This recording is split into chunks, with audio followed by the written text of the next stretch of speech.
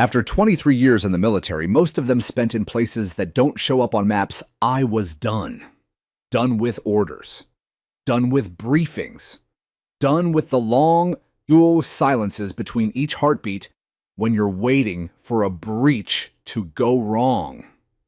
My wife, Ellie, had waited long enough for a quiet life, and I owed her one. So we bought a house tucked away in a quiet cul-de-sac on the outskirts of Pinebrook Estates, a picture-perfect neighborhood with white fences, matching mailboxes, and more smiles than seemed statistically likely. It was the kind of place that made people say things like charming and wholesome, and for a while, I believed it.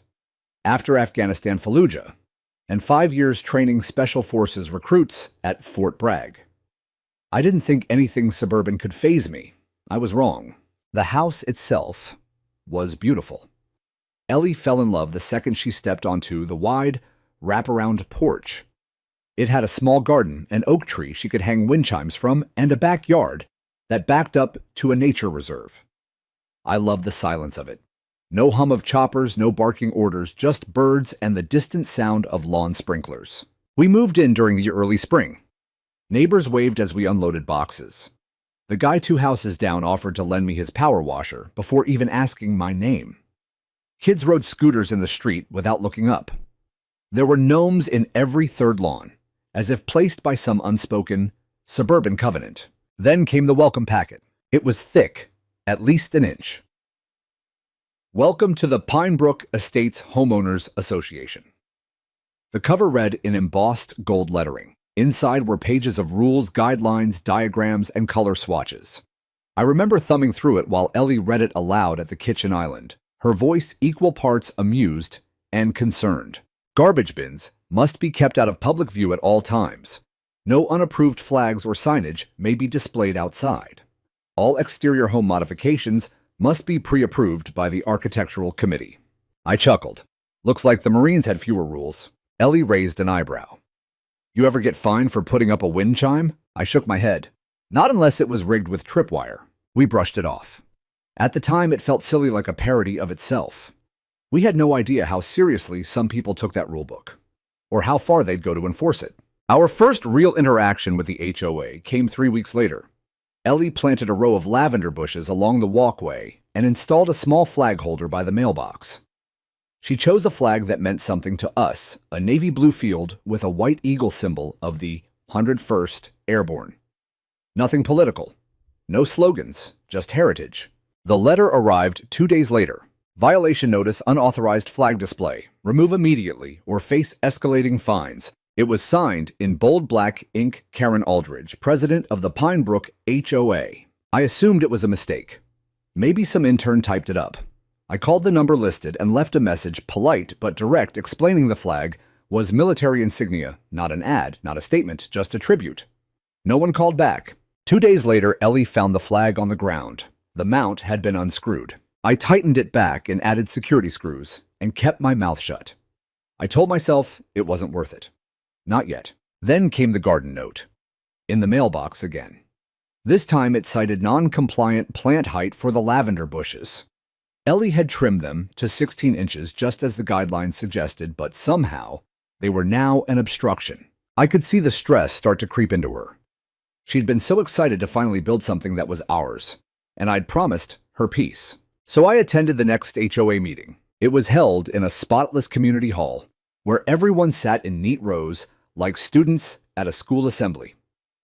Karen Aldridge stood at the front like she was giving a TED Talk on neighborhood perfection. Her hair was taut in a bun that looked painful. Every word she spoke had the brittle confidence of someone used to never being questioned. When it was my turn to speak, I stood. Good evening. My name's Mark Light.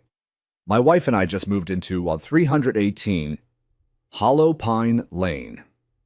We've received 2 violation notices. I'm hoping to clarify. Karen cut me off with a smile that didn't reach her eyes. Thank you, Mark. All enforcement actions are based strictly on the HOA handbook. If you'd like to appeal, there's a form online. I read the handbook. I replied evenly. Neither the flag nor the plants violate any of it. So I'd like clarification. Her smile sharpened. Then perhaps you're interpreting it differently. We maintain aesthetic standards to protect property values. Someone in the audience clapped one of her lackeys, no doubt. I looked around and saw polite smiles, forced nods, and the subtle kind of a fear I used to see in places where one wrong move could cost you everything. Karen continued as if I hadn't spoken. Let's move on to the next item. I sat down slowly. Ellie squeezed my hand.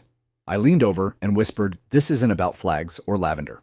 She nodded. "It's about control." After the meeting, we walked back to the car in silence. The night air was cool, but my jaw was tight. I recognized what I saw in Karen. Not leadership, not community care. It was command lust. The kind I'd only ever seen in corrupt officers or foreign warlords. The kind that gets worse when you ignore it. But I wasn't ready for war. Not yet. I still believed this place could be home. What I didn't know was that Karen had already marked us as a threat, and she had people willing to do more than write letters. I started to notice them more after that meeting. Those little signals that something wasn't quite right beneath the manicured surface of Pinebrook Estates. At first, they were subtle: a car idling for too long at the corner of our street, a man in a maintenance vest who always seemed to be adjusting the same sprinkler head on our block neighbors, who had once waved, now barely making eye contact. I'd seen this kind of thing before in villages where insurgents had wormed their way into every layer of authority. You learn to recognize when fear is doing the talking behind someone's eyes. Ellie called them Karen's ghosts. She has watchers, Ellie said one morning over coffee. "You saw the guy with the drone yesterday, right?" I nodded. "Flew it right over our yard. No license sticker." She looked at me over her mug. "Is that even legal?" "Invasion of privacy, if it's recording. But good luck proving it." A week passed, then two, and the notices kept coming. Each one stranger than the last. One cited the unauthorized wind chimes Ellie had hung from the porch. Another claimed our recycling bin was visible from the street for longer than allowed, 22 minutes to be exact. There was even a formal complaint about my truck parked in the driveway because its color did not blend with the visual palette of the community. Karen's signature was on every single one. When I finally cornered our next-door neighbor, Dennis, a quiet man in his 60s, I asked him bluntly, "Why does no one speak up?" He hesitated, scanning the yard like someone might be listening. Then he sighed. "You didn't hear it from me," he whispered, "but Karen's got people on her board who work in code enforcement and zoning. She can have your permits delayed, your remodels revoked. She got the Nguyens evicted over a tool shed. No one wants to be next." "But this isn't legal," I said. Dennis chuckled bitterly. "Doesn't have to be. She makes it hard enough you give up. That's her game." Ellie grew quieter as the weeks passed. She stopped gardening. She only opened the blinds halfway. Her joy, this soft, patient joy I'd loved since the day we met, was dimming. And I hated it. "I didn't sign up to be bullied," she told me one night as we sat on the porch steps. "I just wanted a place to feel safe." "You are safe," I said. But even as the words left my mouth, I felt how hollow they sounded. It was that night I noticed the same black SUV circling our street for the third time. It passed, slowly, headlights off. I memorized the license plate. The next morning, I checked the surveillance cams I'd quietly installed around the house. The same vehicle had idled outside between 1:14 and 1:27 a.m. I copied the footage to a secure drive. This wasn't just harassment anymore. It was tactical. I started digging. Karen Aldridge had no military background. No government ties I could see. But she ran Pinebrook's HOA like a private army. Her vice president, Doug Meeker, had 2 citations for aggressive enforcement tactics in another community across town. The treasurer, a man named Louis Brandt, had a quiet background in consulting the kind with shell companies and privacy shields. None of them had kids. None of them were married.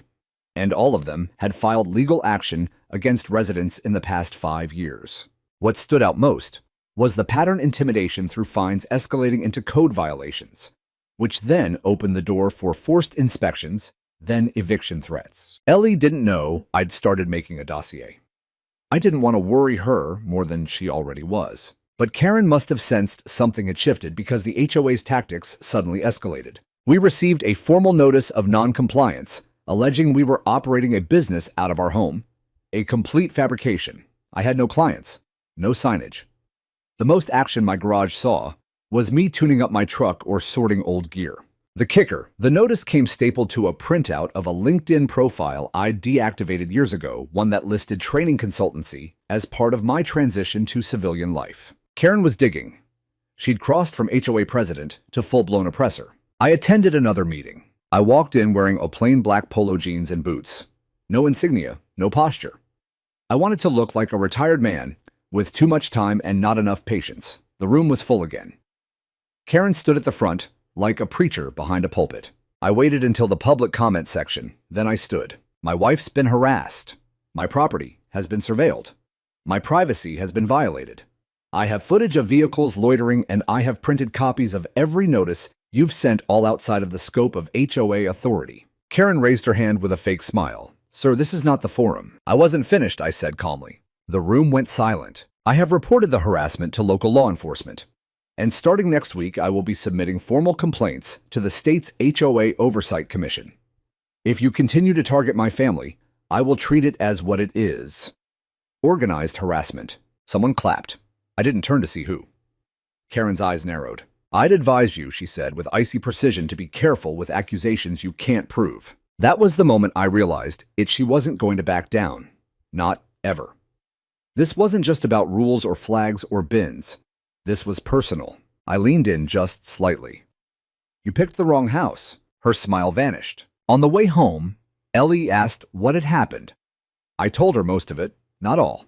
What I didn't tell her was that I'd seen the shift in Karen's face, the flicker of something like fear or challenge. She didn't know yet what I'd trained men to do in the worst conditions imaginable. How I'd taught soldiers to read terrain watch for patterns and dismantle hostile networks without ever firing a shot. Karen had started something, and I was done watching. The morning it happened was strangely quiet, too quiet. I was up early, sipping black coffee by the window, watching the mist rise off the yard. Ellie was still asleep upstairs.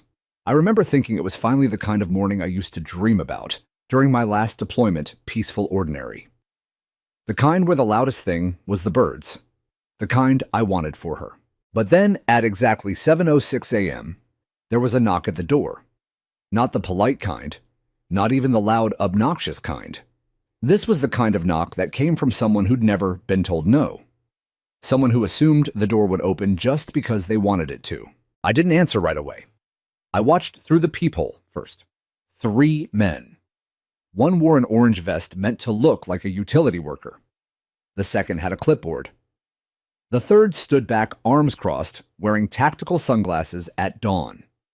Not a good sign. I opened the door just wide enough to keep the chain on. Can I help you? I asked. Clipboard guy stepped forward. Morning, sir. We're here from the Pine Brook HOA Enforcement Subcommittee. We've had some reports of unapproved modifications on your property. We'll need to do a walkthrough. I raised an eyebrow. You'll need a warrant. He laughed like I'd told a joke. Sir, it's standard protocol. The bylaws don't supersede constitutional law, I said flatly. Try again. Vest guy stepped forward. We're authorized by the HOA charter to access exterior spaces. You've been watching my house. You think I wouldn't recognize a reconnaissance sweep? I opened the door, fully stepping into the sunlight. Let me make this real clear. You step onto my land without legal cause again, and I won't be filing a complaint. I'll be filing charges. Sunglasses man finally spoke. You think you're the first tough guy we've dealt with? No, I said, staring straight at him. But I'm probably the last one you'll try. They left, but not before clipboard guy muttered something under his breath. I memorized every detail of their faces, their posture, their hesitation. These weren't HOA volunteers. These were contractors, maybe private security types, maybe worse. And Karen had sent them. When I told Ellie, she paled. They're trying to provoke you, she whispered. Don't take the bait. But this wasn't bait, this was escalation. That afternoon, we found a notice pinned to our front door with a thumbtack, not even in an envelope, notice of non-compliance, escalation, failure to cooperate with HOA inspection. It included a fine, $750, due in 10 days, threat of lien attached. That's when I called my old friend, Peter Jennings. Pete and I went through Ranger School together. He'd left the service to become an attorney, now a partner in a firm that specialized in HOA abuse cases. We hadn't spoken in over a year. But when he picked up and I told him the headline HOA thugs tried to enter my property, attacked my wife's rights. He didn't hesitate. Send me everything he said. All the letters, footage, recordings. I'll start digging into their tax status and enforcement clauses. While Pete worked on the legal side, I got busy on the tactical one. I set up a perimeter of hidden trail cameras, high-resolution night vision motion activated. I dug out my old field notebook and began logging every incident date, time, names, photos, license plates. It was what we used to call an observation ledger, a methodical dismantling of enemy routines. Meanwhile, Karen seemed to sense the resistance. She showed up at our door the next day. She didn't knock this time. She stood there, arms folded, flanked by two new HOA officers, both in black polos, with embroidered badges that didn't belong to any government agency. Ellie opened the door before I could stop her. Mrs. Aldridge. Ellie said, her voice calm but brittle. We've asked for no unannounced visits. Karen smiled, fake and wide. Oh, this isn't a visit. It's a courtesy. We've noticed a growing pattern of hostility. We'd prefer to resolve this neighbor to neighbor. I stepped in behind Ellie. You mean you'd prefer not to face legal action? Karen tilted her head. Mr. Callahan, no one here wants to escalate. You already have, I said. Your people have trespassed, intimidated, filed false claims. What you're doing is racketeering under federal law. She blinked just once, but it was enough. I'm not afraid of playground threats, she said. You think because you've got a military record you can intimidate the board? I smiled for the first time. I don't need to intimidate anyone. I just know how to finish what you start. Her eyes darkened. Be careful who you threaten. Be careful who you provoke, I replied. She left in silence, but I knew it wasn't over. She challenged me in my own home in front of my wife. That was the last warning shot. That night, I double-checked the cameras and backed up all footage. I reviewed HOA meeting transcripts. Yes, I'd started recording those too, and filed a formal complaint with the County Code Enforcement Office. Pete confirmed they had enough for an initial cease and desist letter. But I wasn't just playing defense anymore. I started preparing for the next move because I had a feeling Karen was planning something that went beyond notices and fines, something she'd regret. And I knew I wouldn't be the one caught off guard. I didn't sleep much that week. Neither did Ellie. It wasn't just the stress, it was the sense of something pressing against the edge of our lives. Something that didn't belong in a peaceful suburb, but had wormed its way in and now watched us from every blind spot. The silence of the neighborhood had shifted. It no longer felt serene. It felt staged, too still, like a trap waiting for movement. At 2:13 a.m. one night, the security cameras sent a motion alert to my phone. Two figures, both wearing dark clothing and gloves, approached the rear fence line. One of them pointed to the camera above the garage, then pulled something from his jacket, what looked like a laser pointer. The image jittered, blurred briefly, and then cleared. They didn't disable the camera. They just tested if we'd react. I didn't. I watched them. They stayed for 4 minutes, scanning, measuring. One of them pointed to a corner of our backyard, the old tool shed. Then they left the same way they came, slipping through the hedge behind the Aldridge property. I downloaded the footage and sent it to Pete with the message, "They're getting bolder." He called me the next morning. "Mark, this isn't standard HOA intimidation. This is targeted harassment, surveillance, trespassing, possibly even conspiracy. If these guys are acting under Karen's direction, and we can prove it, you've got a civil suit and a criminal complaint." "I'm not looking for a lawsuit," I said. "I'm looking to end it." Pete paused. "Then document everything. No confrontations, no escalation. Let them hang themselves." He didn't know me as well as he thought. I'd spent decades training men not to wait for permission when the threat became real. And this was real. That weekend, Ellie went to visit her sister in Atlanta. I told her she needed the break. She didn't argue. The moment she left, I turned the house into a trap. I didn't set weapons, this wasn't a battlefield. But I did rig the perimeter with motion-detecting lights, sound-triggered alerts, and hidden microphones. I placed decoy boxes marked confidential inside the shed, each one wired with RFID tags that would ping if moved. I installed a new camera with thermal imaging overlooking the backyard and a second hidden one behind a birdhouse. Then I waited. The second night they came back. This time, it was 3 of them. No attempt at subtlety. They moved with the kind of confidence that came from knowing someone in power had promised them protection. They didn't go for the shed. They circled the house. At 3:22 a.m., the front porch light clicked on automatically. One man ducked. Another waved toward the camera and flipped it off with both hands. The third pulled something from his pocket, a small canister, and sprayed it across the porch steps. I couldn't make out the contents right away, but I'd recognize that oily sheen anywhere. Paint remover. They were defacing our home. I called the non-emergency police line and reported trespassers. The dispatcher said an officer would respond when available. They never came. The next morning, I found a strip of porch wood warped and blistered from the chemical. Ellie's wind chimes were gone, torn off, left in pieces in the hydrangeas. That was when something cold inside me hardened. I filed a report with county police anyway, photographs, camera, footage, timestamps. But I also made 3 flash drives of the footage and dropped them off at 3 different places: Pete's office, a friend who worked at the sheriff's department, and a safety deposit box I hadn't used in years. I knew what Karen was doing. She was hoping to scare us out, break us psychologically. But what she didn't know was that I'd spent too many years in places where fear was a currency. I knew how to stop paying. 2 days later, I spotted a white van with tinted windows parked across from our house. No plates, no markings. It didn't move for 6 hours.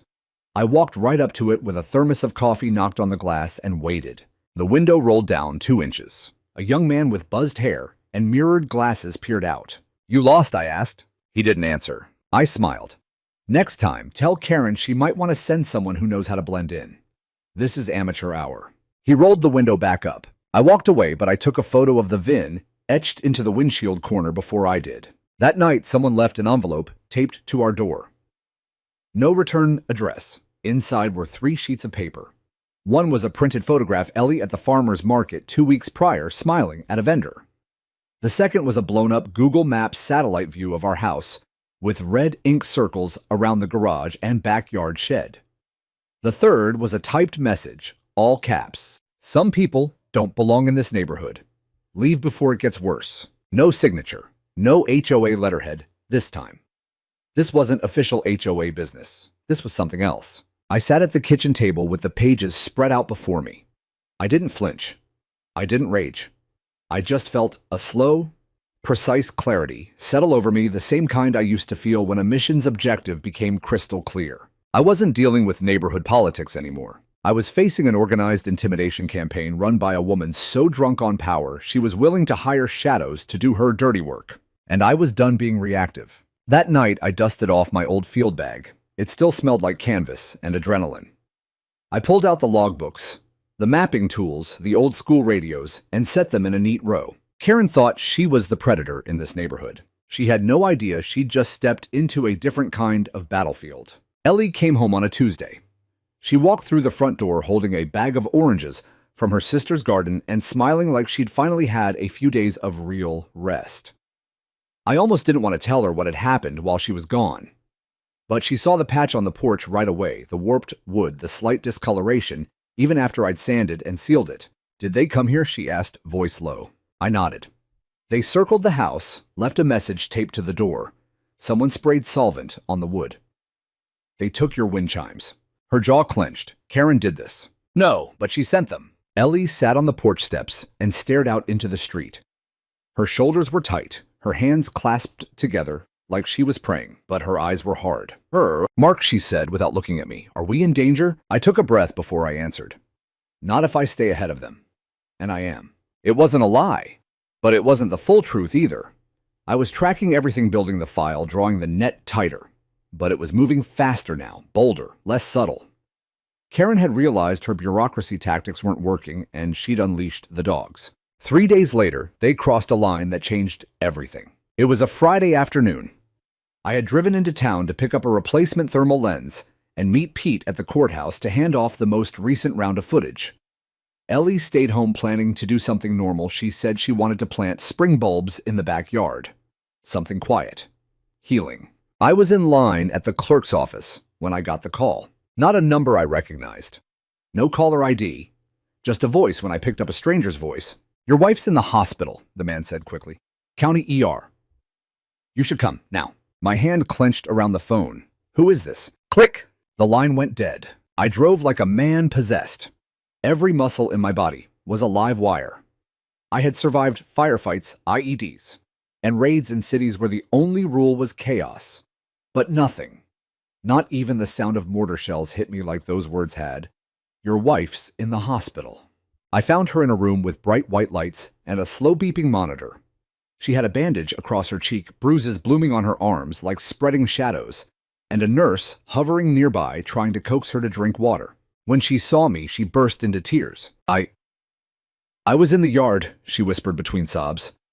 I saw them coming down the side gate. I thought maybe they were lost or from the HOA again. I told them to leave. One of them shoved me. The other grabbed my phone.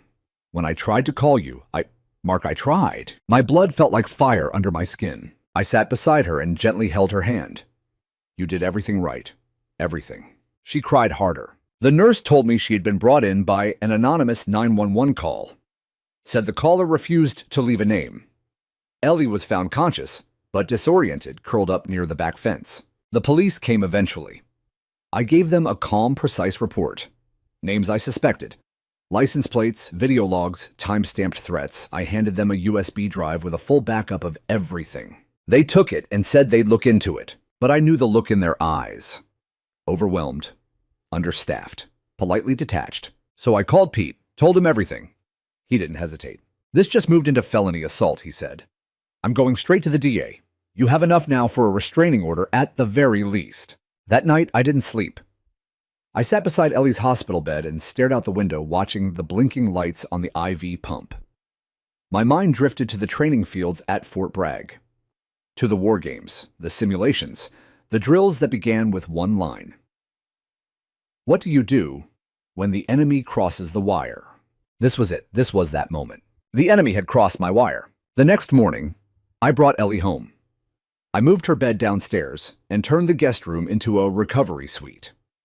My old friend, Tom, an Army medic, drove up from 2 counties away to help set it up. He brought medical-grade supplies, a collapsible cot, and enough food to last a week. Tom took one look at the bruise on Ellie's shoulder and didn't ask a single question. He just said, "Tell me what you need." I told him time, and a second pair of eyes. He nodded. You got it. We set up a secondary perimeter, multiple sensor layers, frequency-based alarms, redundant camera systems with hidden feeds. I contacted 2 more former trainees, guys I trusted with my life, and brought them in quietly. No uniforms, no weapons, just eyes and ears. Karen had unleashed a storm. She had no idea I'd spent my entire life learning how to ride lightning. The shift was subtle, but real. I wasn't just defending my home anymore. I was building a forward operating base, gathering intel, analyzing movement, countering every threat before it took root. But I also had something Karen didn't. Community. Ellie's injury lit a fire under people who'd been too scared to speak. Dennis came over with cookies and a flash drive of his own, a video he'd taken weeks ago of HOA officers shouting at another resident's teen son. The Nguyens dropped off screenshots of suspicious messages they'd received after they complained about fencing regulations. A single mother down the street shared a photo of her car tires slashed the day after she refused to join Karen's voluntary compliance subcommittee. One by one they came, quietly, but clearly, with proof. Karen had built her power on fear, but now her victims were forming a different kind of army, and I was more than ready to lead it. The night Ellie came home, the house didn't feel like a home. It felt like a recovery tent.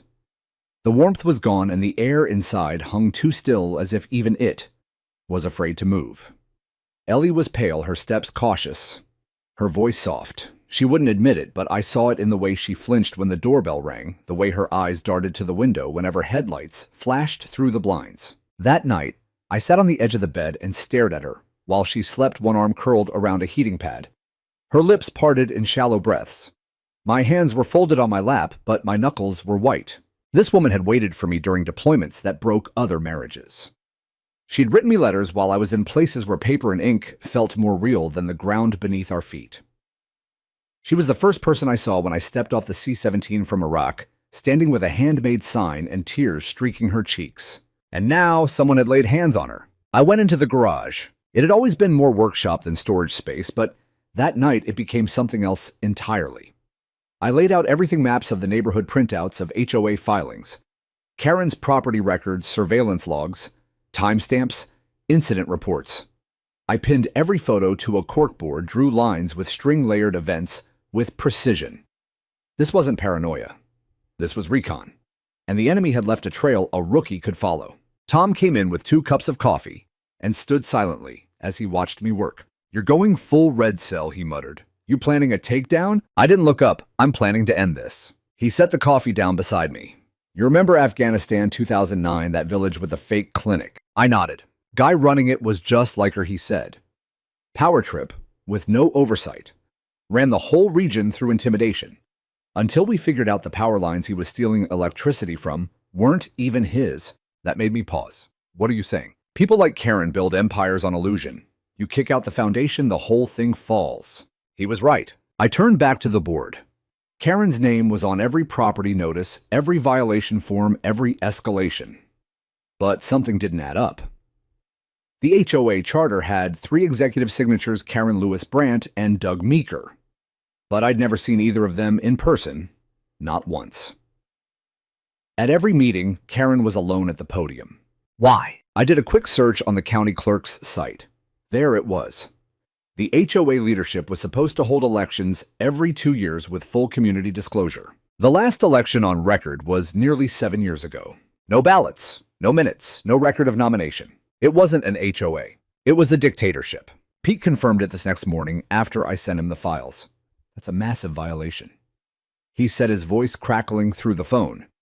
"You've got them on procedural fraud, operational misconduct, and possibly financial embezzlement.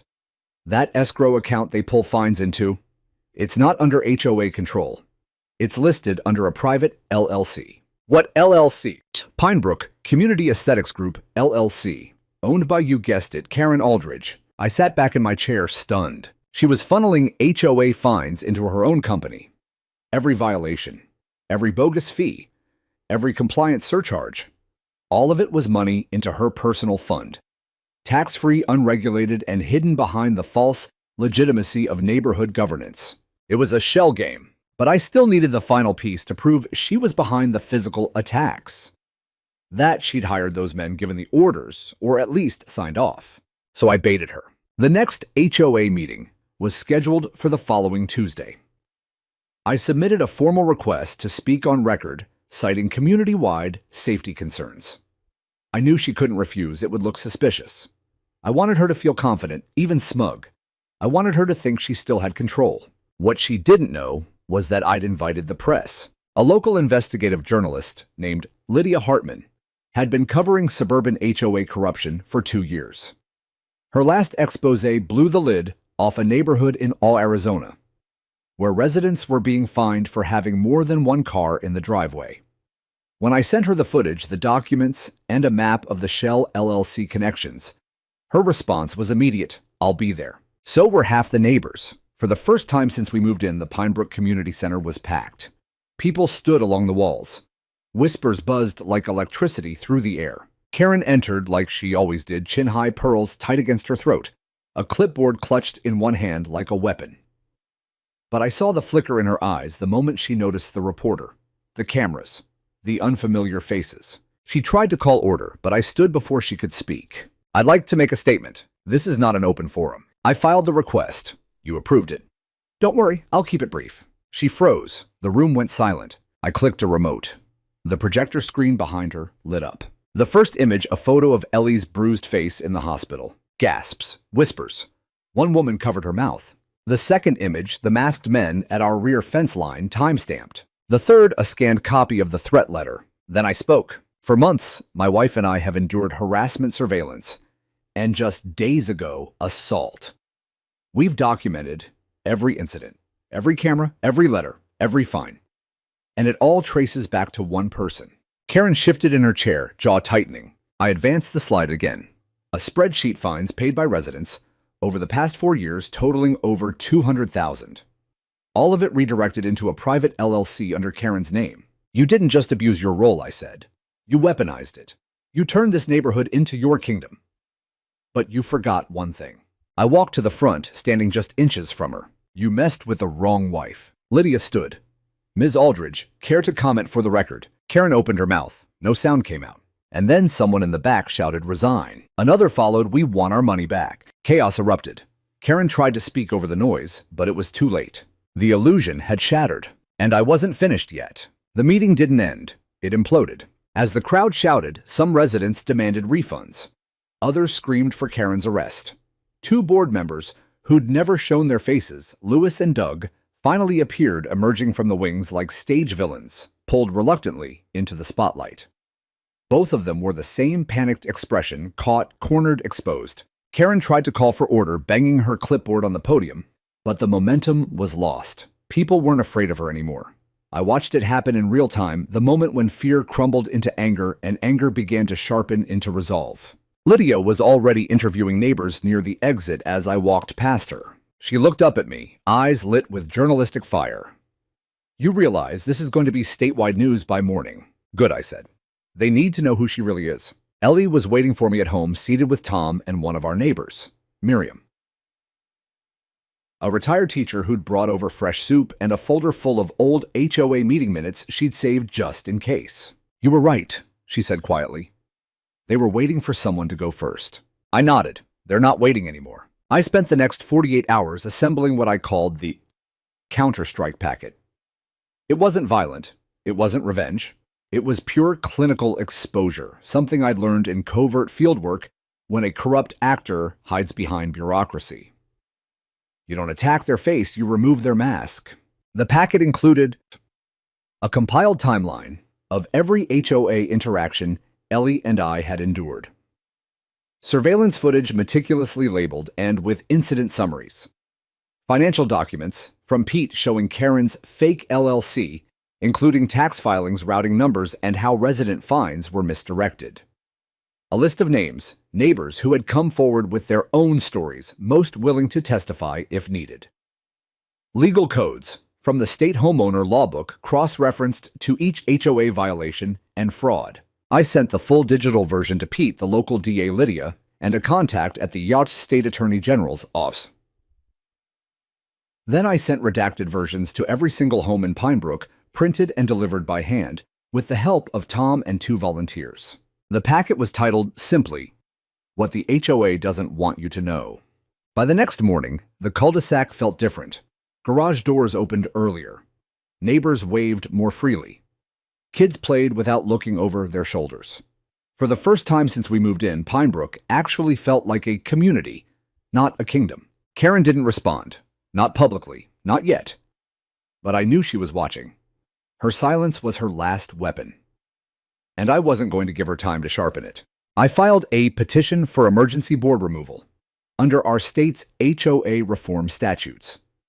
Pete helped me draft it, and within hours of submission, it triggered a compliance review by the HOA's parent regulatory body. Their response was swift. An audit team would arrive in 3 days. That's when Karen struck back. Late that night, while Ellie slept peacefully for the first time in weeks, I received an alert from the driveway cam. I watched the footage unfold in real time. 2 men, faces covered, approached the house with a 5-gallon bucket. One poured its contents across our front porch motor oil by the smell, and the other raised a metal pipe toward the window before spotting the blinking red LED from the corner camera. They bolted, but they left behind what I needed most: a partial license plate, tire treads in the soft soil, and their images, clear, high-definition, time-stamped, and undeniable. I called the police and gave them everything. To my surprise this time, they acted. I met Officer Ramirez at the station the next morning. He was young, but sharp. When I showed him the footage and evidence trail, he nodded slowly. "This matches a report from 2 months ago in Oakwood Glen," he said. "Similar HOA harassment case. Same kind of enforcement goons. Different community, but same MO." I leaned forward. "You think Karen's network runs deeper?" Ramirez nodded. "Could be. We're going to run the plates, see if we can connect them to any private security firms or shell companies. You've done most of the work already." I left the station with something I hadn't felt in months: momentum. Back at home, neighbors gathered on our lawn. Dennis, Miriam, the Nuns, a young couple named Taylor, and Jen.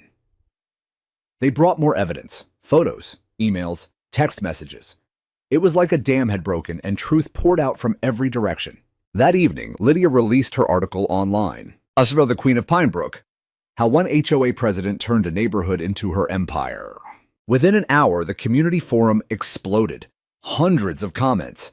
People from other neighborhoods sharing similar stories. Some even recognized the men from the camera footage. Karen was no longer just a local tyrant. She was a statewide scandal. By the next day, 3 things happened. 1. A temporary injunction was filed against Karen and her board, freezing all HOA activities until the audit concluded. 2. 2 of the men from the attack video were arrested. One confessed to working security jobs for a private HOA contractor but couldn't name a company. The lead detective confirmed they were opening an investigation into unlicensed enforcement operations across multiple neighborhoods. 3. Karen disappeared. Her home was dark, her car gone. Mail piled up on her porch. No one had seen her since the article went live. Part of me wondered if she'd fled. Another part of me hoped she'd stayed watching from the shadows, forced to face the empire she built crumbling under its own weight. That night, I stood in the backyard beneath the stars, breathing in the cool air. Ellie beside me. "It's not over yet," she said. No, I agreed. But for the first time, we're not alone. The neighborhood had changed. It was still healing, still raw. But something powerful had replaced the fear. A collective refusal to be bullied again. And now, as the audit loomed and the legal walls closed in on Karen's operation, I knew one thing for sure. I wasn't just protecting my wife anymore. I was protecting every family she had tried to break. The morning of the audit was unseasonably bright. Ellie made coffee while I went over my notes one last time. She was walking without the cane now, slowly, carefully, but upright. Every step she took seemed to return a piece of her spirit. It wasn't just physical healing. It was something deeper. There was fire behind her eyes again, the same fire I saw when she used to wait for me at the airport gates with her arms wide open. "They're going to try to dodge," I said, adjusting the stack of printed reports on the kitchen table. "Obfuscate. Talk in circles." Ellie sipped from her mug. "Let them talk. You've already burned the bridge behind them." The audit team arrived at 9:00 a.m. sharp. 3 investigators from the State HOA Regulatory Commission, plus a forensic accountant, and 1 representative from the Attorney General's office. Pete met them in front of the Pinebrook Estates HOA building, which until that morning had served more like Karen's personal palace. Karen, however, wasn't there. The building's doors were locked. No one from the board showed up. The audit team broke protocol. With a warrant signed the night before, they called a locksmith and gained entry by 9:47 a.m. What they found inside unraveled whatever thread Karen had left holding her illusion together. Boxes of records, many marked archive, but filled with blank or duplicated pages. A drawer in Karen's office labeled disputes crammed with dozens of complaint letters that were never acknowledged, each bearing notes in the margins in thick red pen. Push back, delay, threaten, lean. But the real find was in the storage closet. A desktop computer still powered on, logged into a spreadsheet titled Priority Residents. It was a list, names, addresses, comments like "silent for now, husband week will crack soon," and Ellie's name underlined. Next to it, neutralize, watch husband, dangerous. The moment the investigator read that aloud to me, something changed in the room. The accountant stopped typing. Pete lowered his voice. That alone is enough to implicate intent. But there was more. A second document buried in an encrypted folder on Karen's desktop revealed internal communications between her and an LLC called Enforcecom Solutions, a shell contractor group registered in Delaware, with operations scattered across multiple HOA communities. The language was clear. Proceed with passive intimidation. Limit visibility of official HOA involvement. Maintain pressure on high-risk properties. Karen hadn't just turned Pinebrook into a surveillance zone, she had subcontracted enforcement. Paid goons. A private militia in polos and fake badges. I felt sick. Not just because of what she'd done to us, but because of how many others she'd likely done it to before. The news broke that afternoon. Lydia had embedded with the audit team and streamed a live update from her car outside the HOA building. The headlines spread like wildfire. State cracks down on rogue HOA, illegal enforcement network uncovered. Bintries. Former Special Forces trainer exposes neighborhood crime syndicate. I received over 40 emails that day. Some from people in Pinebrook, others from across the state, all thanking me, sharing their stories, asking how they could fight back too. I never wanted fame. I wanted safety. But if this storm was the price of that, so be it. By the end of the week, Karen Aldridge was formally charged with wire fraud embezzlement and conspiracy to intimidate. Louis Brandt and Doug Meeker were arrested for obstruction of justice and knowingly participating in unlawful private security operations. The HOA's charter was dissolved under emergency order, and a community-managed transition board was formed, run by 5 residents, including Ellie. It was poetic in a way. She'd gone from hiding behind blinds to sitting at the table where the real decisions were made. "I don't want to be in charge," she said when the neighbors nominated her. "I just want to make sure what happened to us never happens to anyone else again." The crowd applauded. That was the day I knew we'd truly turned a corner. As part of the settlement, all residents fined under Karen's leadership received full reimbursement, plus a portion of the funds recovered from her LLC. The money didn't erase what had happened, but it made rebuilding easier. Some families moved away, choosing to start fresh elsewhere. Others stayed bound by the fire they'd walked through together. Me, I stayed right where I was. Because the house we bought, the life we tried to build it, was finally ours, no one else's. About a month after the charges, I got a letter. It wasn't from Karen directly. She'd been denied bail and was awaiting trial, but it was written in a script I recognized. Stiff, controlled, cold. D. You should have stayed quiet. You ruined something you didn't understand. Enjoy your hollow victory.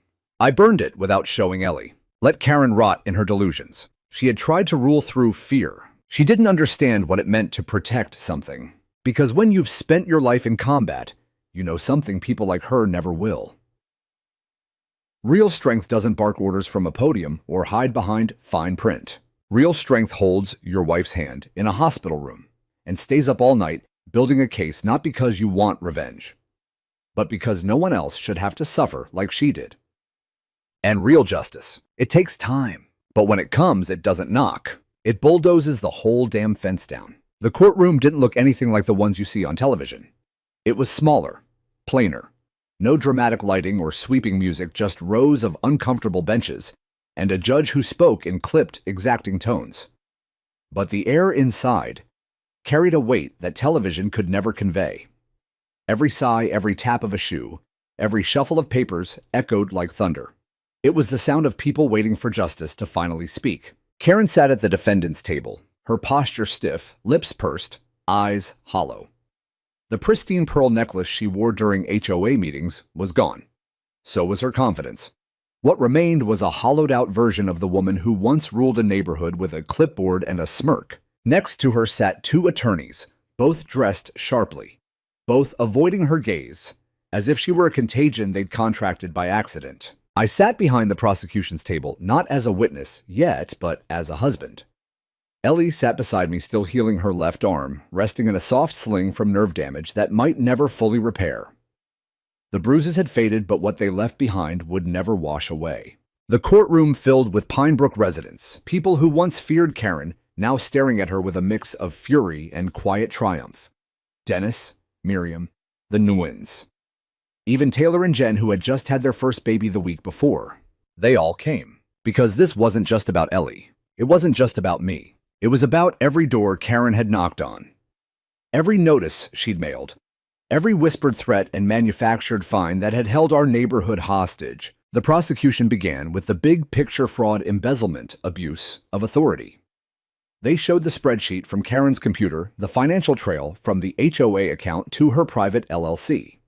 They explained how fines were inflated, fabricated, then siphoned through a legal loophole no one had ever thought to question. The jury watched silent. Then, they brought out the real evidence, the one that made the entire courtroom shift forward in their seats. The video of Ellie being assaulted. It wasn't crystal clear, but you could see enough. The way she stumbled backward into the fence. The moment one of the men shoved her. The quick flicker of pain across her face. Before the camera feed distorted and cut, the prosecutor turned to the jury. These men didn't act independently. They were paid, equipped, directed, and the woman who orchestrated it sat in this very courtroom under the illusion of power, pretending to serve the community she exploited. Karen's attorney objected. The judge overruled it, and then they called me to the stand. I walked slowly, not because I was nervous, but because I wanted every step to count.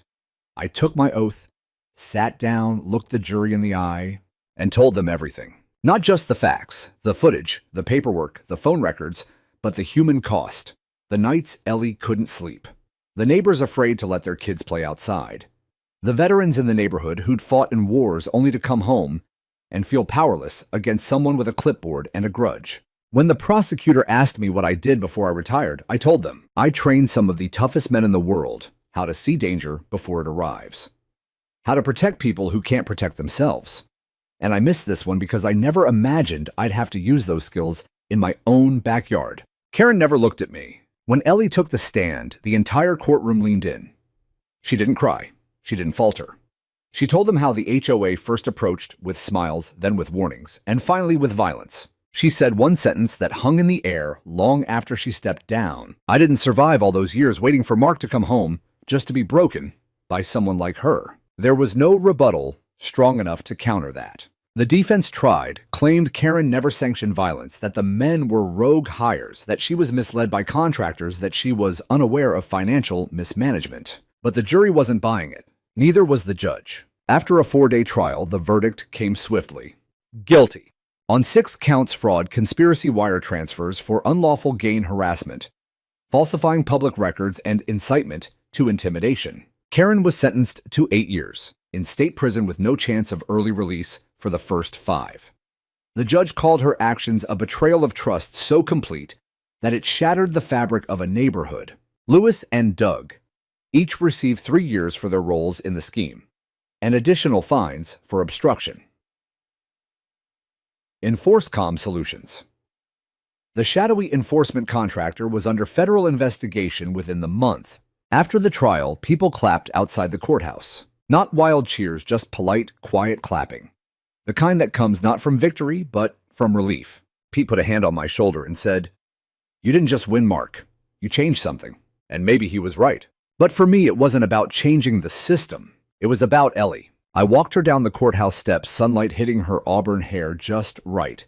And for the first time in months, I saw her smile without forcing it. We got home just before sunset. The wind chimes were back on the porch, brand new, but with the same tone. I had found a replacement the week before and hung them in secret. When she heard them ring, she stopped, and she cried, softly, fully. The kind of cry that doesn't come from fear or pain anymore, but from the weight of it finally leaving your chest. I held her. We said nothing. We didn't need to. The house was quiet again. But this time, the silence didn't feel dangerous. It felt like home. In the weeks following the trial, Pinebrook Estates transformed. The white fences still stood. The children still played on their scooters, and the lawns remained neatly trimmed. But the fear that once shadowed every perfectly pruned bush, every overly polite wave, had dissolved. People spoke freely now at the mailbox in the park, even on the old HOA message board that had been converted into a community forum, no longer moderated by threats of fines and veiled warnings. Ellie and I spent our mornings on the porch again. She loved watching the sunrise, sipping coffee, as the sky melted from indigo to gold. Her recovery wasn't linear. Some days were harder than others. But the bruises had faded, and with each passing hour, she reclaimed pieces of herself that Karen had tried to take. I started gardening with her. Me, the guy who used to train special ops teams to breach compounds in the dead of night, now standing knee-deep in soil, pulling weeds and planting wildflowers. And for the first time in decades, I didn't feel like I had to be on alert. Not because I'd stopped being vigilant, but because I had helped make this place safe again. Not just for us, for everyone. The temporary HOA board became permanent by unanimous vote. Ellie was officially elected president. She tried to decline, but the neighborhood wouldn't let her. Not after what she'd endured. Not after the quiet strength she'd shown. "We trust her," Miriam said, because she never asked us to fear her. Under Ellie's leadership, the HOA bylaws were rewritten from the ground up. No more vague aesthetic standards. No more arbitrary fines. Every rule required a 2/3 majority. Every decision had to be public and transparent. And perhaps, most importantly, no board member could serve more than 2 consecutive terms. One Saturday, the new board hosted a neighborhood BBQ in the park, the same park Karen once threatened to lock down after someone brought an unapproved bench cushion. This time the benches were covered in quilts, the grass dotted with coolers and kids and dogs chasing tennis balls. Laughter rang through the air without hesitation. I manned the grill. Tom stood beside me flipping burgers like it was a military op, calling out each one by doneness, like radio code. Medium rare, 2 o'clock, one crispy coming in hot. I hadn't seen him smile that wide since basic training. That afternoon, Ellie took the mic. She stood on a makeshift platform of 3 wooden crates and looked out over the crowd. I never wanted to lead anything, she began. And I never thought I'd be standing here after what this year has brought us. But I learned something. When you're quiet for too long, people think it means you're weak. But silence can be strength too. And when the time comes to speak to act, you do it not just for yourself, but for everyone who didn't know how. The crowd fell silent, not because of fear, but because her words wrapped around each of them like armor. She ended with a line that would echo around the community for weeks. We're not just neighbors now. We're witnesses, and that means we never forget. But we also never stop protecting each other. They gave her a standing ovation, and she deserved every second of it. Life moved forward. Karen remained in prison. She never apologized, never took responsibility, and eventually tried to file an appeal that was denied in under 10 minutes. Some said she never believed she'd get caught. Others thought she'd convinced herself it wasn't wrong at all. None of that mattered anymore. She was gone, and the scars she left behind were healing. One day, Ellie and I went for a walk through the backwoods trail behind our property. It was a cool autumn morning, leaves falling in slow spirals, the air rich with pine and quiet. As we turned the bend near the old stone wall, the one that used to mark the border between our yard and Karen's, we found something. A small wooden sign, hand-painted. No trespassing. Not because we fear you, but because we value peace. Ellie looked at me and smiled. I laughed. Wasn't me, I swear. Later, we found out Dennis had put it up, said it felt symbolic. We left it there. A few months later, a new family moved into Karen's old house. A young couple with twin girls full of curiosity and wild questions. Ellie brought over a casserole. I offered to help fix the fence in their backyard. When they asked about the neighborhood, I said only one thing. It used to be ruled by fear. Now it's built on watching out for each other. One evening, just before winter set in, Ellie and I lit a fire in the backyard. We wrapped ourselves in a blanket and sat side by side, listening to the crackle of wood and the distant hum of wind through trees. She leaned her head on my shoulder. You think it's really over? I looked into the fire, thought about what we'd survived, what we'd fought for, what we'd earned. No, I said softly, not over, just healed. A long pause. Then she whispered, You never told me what made you decide to fight back. I mean, really fight. I turned to her, brushing a loose strand of hair from her cheek. You? Me? I nodded. I spent years teaching men how to fight for things worth protecting, but I'd never had to protect what mattered most until they hurt you. That woke something in me I didn't know I still had. Her eyes welled up. I'm glad it did. I smiled. So am I. The fire burned low. The wind grew softer. The night pressed in around us, not with menace, but with comfort. And in that quiet moment, I realized something simple, something final. We weren't just safe. We were free. Not because we'd escaped the system or destroyed the rules, but because we had taken back what no one ever had the right to steal: our dignity, our peace, and the right to say no more. That's how you win against people like Karen. Not with rage, not with revenge, but with resolve, with truth, with each other. And now, whenever I hear the wind chimes on the porch, I know exactly what they mean. They mean we made it. Together.